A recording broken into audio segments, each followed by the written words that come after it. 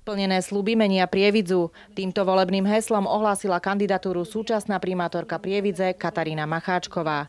Počas jej vedenia mesta sa výrazne znížila zadlženosť samosprávy. Naša práca v prvých 2 rokoch práve spočívala v mnohých aj nepopulárnych opatreniach, zastabilizovaní mesta a zastavení jeho zadlžovania. Prehodnotenie nevýhodných zmluv, racionalizačné opatrenia či určenie si priorít. Po 2 rokoch sa sľuby začali meniť na realitu. Sme začali v roku 2013 opravovať cesty a chodníky, začali sme budovať parkovacie miesta, budovať centrálne detské ihriská a pokračovať s opravami škôlok a škôl. Katarína Macháčková plánuje nadviazať na už začaté projekty.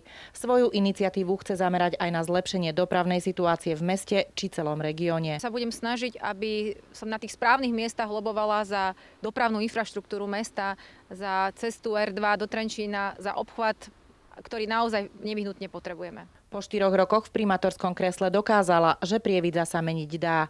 Odhodlanie, zodpovednosť či stanovenie si reálnych cieľov jej nechýba ani teraz. Ponúkame ľuďom možno úplne tie najjednoduchšie veci, ale o ktorých si myslíme, že sú najdôležitejšie pre ich život.